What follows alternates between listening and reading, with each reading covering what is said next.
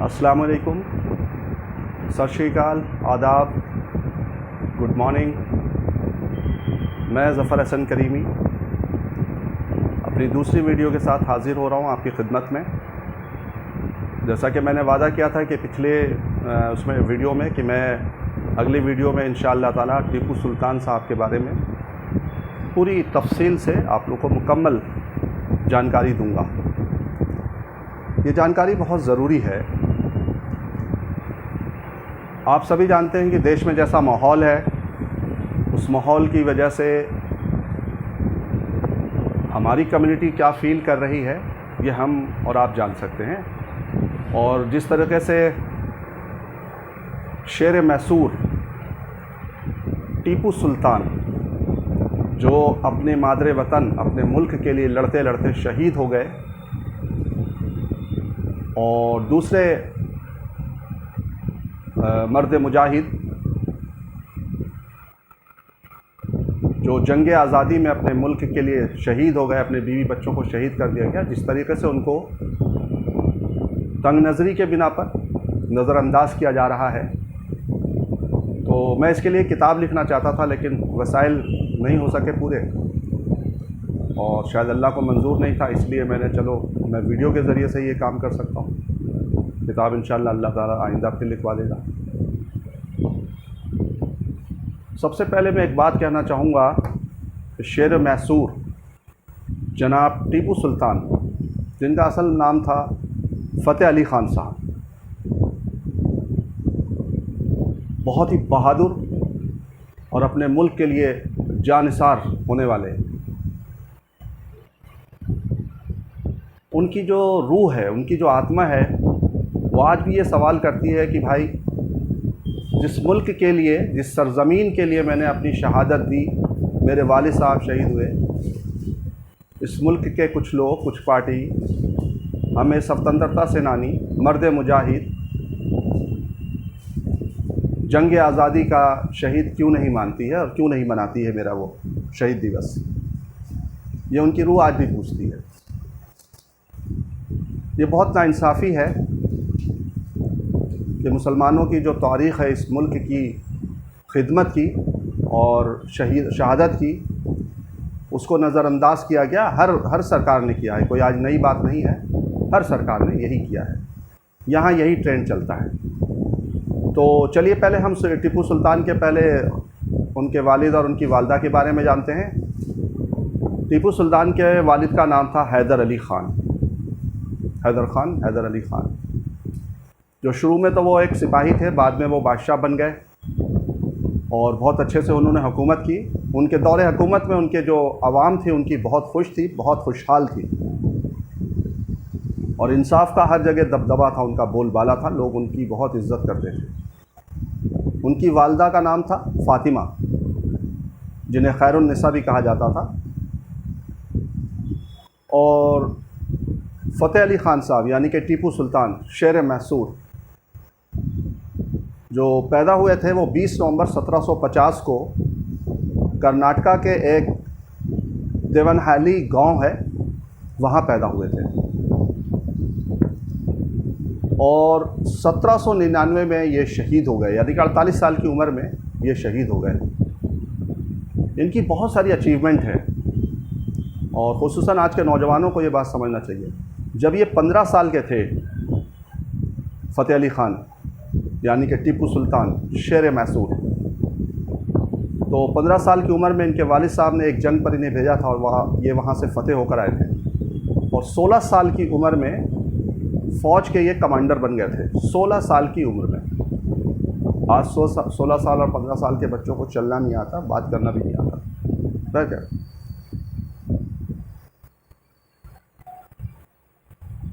उसके बाद हैदर ख़ान साहब की पहली जंग हुई अंग्रेज़ों से, यानी कि सिराजुद्दौला की बात मैं नहीं कर रहा हूँ, अभी हम उस पर बात पे जाएंगे। नवाब सिराजुद्दौला जो प्लासी युद्ध हुआ था, हम उस पर बाद में आएंगे। हम अभी फिर सिर्फ टीपू सुल्तान की बात कर रहे हैं।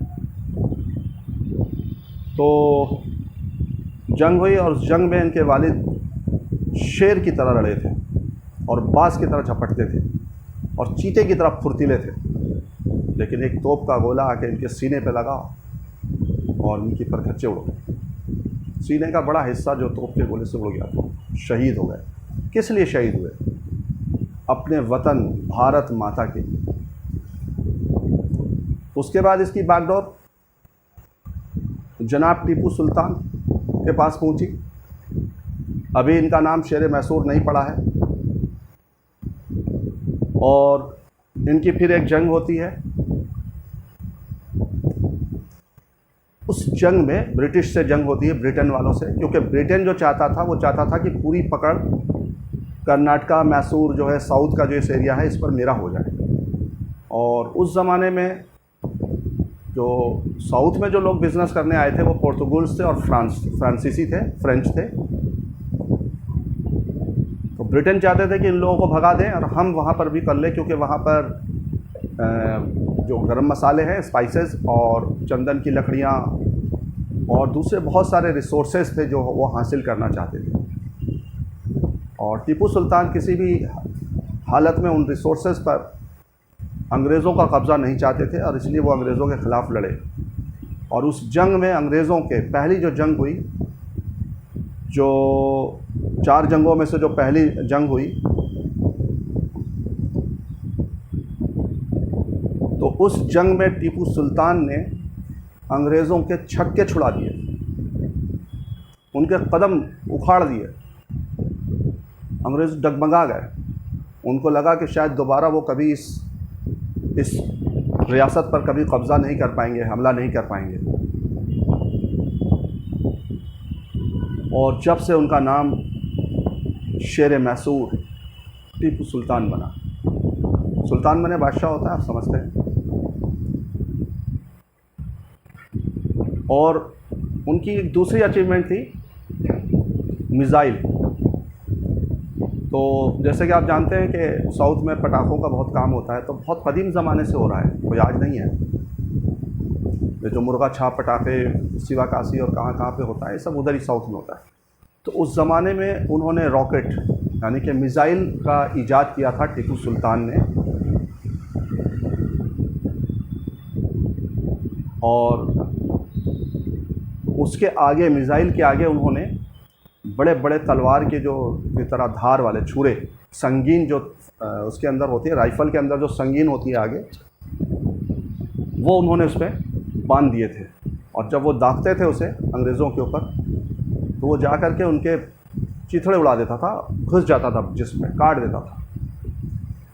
तो इतनी कौम जो बड़ी बहादुर कौम कहलाती थी अंग्रेज़, और बहुत चालबाज और बहुत अक्लमंद और डेवलप्ड, उनके पास अच्छे हथियार थे, बंदूकों से लड़ते थे। लेकिन इस हथियार के आगे वो भी फेल हो गए। बोले भाई ये कहाँ से ले आए, क्या है ये। उसके बाद दूसरी जंग उनको मराठा से लड़नी पड़ी। और हुआ ये कि शेर मैसूर टीपू सुल्तान ने जब बादशाह बने और उन्होंने अपने आवाम की वो खिदमत की और मंदिरों की भी हिफाजत करना, उसको भी दान दक्षिणा देना। खुद उनके आंगन में एक मंदिर है बना हुआ बाहर। वैसे तो यहाँ बहुत शोर मचाया जाता है कि साहब 6000 मंदिर तोड़ दिए, शायद भारत मंदिरों का ही देश था सिर्फ। लेकिन कभी ये शोर नहीं होता है कि चोलास, चेलास, पांड्यास और जितने भी बादशाह ने एक बादशाह ने दूसरे बादशाह को हराया तो उनके मंदिर को तोड़ दिया और अपना मंदिर बनाया। इस पर कभी बात नहीं होती है। औरंगज़ेब को पकड़ लेंगे, मुसलमानों को पकड़ लेंगे, क्योंकि इनके पास करने के लिए तो कुछ है नहीं। सब फेलुअर लोग, मानसिक रोग से, मानसिकता उनकी जो ऐसी हो गई है, बीमारें हैं, बीमार ये मानसिक रोग है, मानसिक रोगी बीमार हैं ये लोग। तो इनको पास होने के लिए, कामयाब होने के लिए 4 चीज़ों का सहारा लेना पड़ता है: मुसलमान, पाकिस्तान, कुरान और इस्लाम। जी, इनके पास यही चीज़ है और कुछ है ही नहीं करने को। तो इनका बहुत बड़ा एरिया इन्होंने बहुत फैला लिया। उससे क्या हुआ कि मराठा और निज़ाम, इनको बड़े जलन होने लगी कि भाई ये इतना खुशहाल और इतना बड़ा कैसे हो गया है। तो मराठा और निज़ाम ने इन पर हमला कर दिया। लेकिन एक बात जो है वो समझने की है, हमारे मुल्क में जो तहज़ीब है, गंगा जमनी तहज़ीब है, उसकी मैं एक बात बताना चाहूँगा, बहुत अच्छी बात है। शिवाजी ने अपनी फ़ौज को ये समझा करके भेजा था कि जब यहाँ से तुम बाहर निकलोगे तो एक क्रिश्चियंस चर्च मिलेगा, एक दरगाह है, इन सबको कुछ नहीं नुकसान पहुँचाना है, हमारा मकसद है टीपू से जंग करना और उसके रियासत को अपने रियासत में मिला लेना। बादशाहों का यही मकसद होता था जंग का, वो हिंदू और मुसलमान की जंग नहीं थी जिसे आज पेश करते हैं जाहिल लोग। तो वहाँ से फ़ौज चली। टीपू सुल्तान को पता चला शेर मैसूर को कि भाई मराठा जो है हमला कर रहे हैं और इधर से नवाब इन्होंने अलाइंस बना लिया है। तो उन्होंने दोनों से बात की और बहुत सारा पैसा दे करके मराठों को वापस भेजा। जब मराठे वापस लौटने लगे तो मराठे जो फ़ौज जो थी, जो लड़ने के लिए आई थी, तो बड़ा फ्रस्ट्रेट हो गई कि यार बिना लड़ाई करे हमें वापस जाना पड़ रहा है। तो श्रीरंगपट्टनम में एक मंदिर था, उस मंदिर को थोड़ा सा तोड़ फोड़ करके वो गए। मराठा हिंदू है, मंदिर हिंदू का है, तोड़ा। क्यों तोड़ा? पूरा मंदिर नहीं तोड़ा, थोड़ा एक हिस्से को नुकसान पहुंचा दिया, क्योंकि वो मंदिर को बेइज्जती नहीं कर रहे थे, वो टीपू सुल्तान की बेइज्जती कर रहे थे, क्योंकि उनके रियासत में वो मंदिर है और वो उनकी ज़िम्मेदारी थी हिफाजत करनी। खैर चले गए वो। शेर मैसूर टीपू सुल्तान को पता लगा कि मंदिर को नुकसान पहुंचाया मराठों ने, उन्होंने कुछ नहीं कहा। उन्होंने जाके अपने पैसे से, अपने ख़जाने से निकाल करके और उसकी तामीर करवाई और उसकी हिफाजत के लिए फ़ौज भी अपने सिपाही लगाए कि आप यहाँ पे हिफाजत करें। ऐसे ही निज़ाम आए, निज़ाम को भी पैसा दिया और वापस भेज दिया। तीसरी बार में अंग्रेज़, निज़ाम और मराठा इन्होंने अलाइंस बना लिया।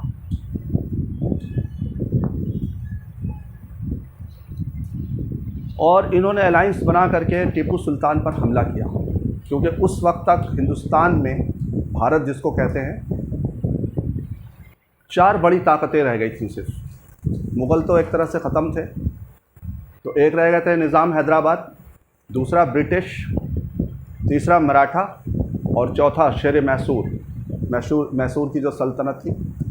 ये 4 बड़ी ताकतें थी, तो 3 ताकतें एक साथ हो गई शेर मैसूर से लड़ने के लिए।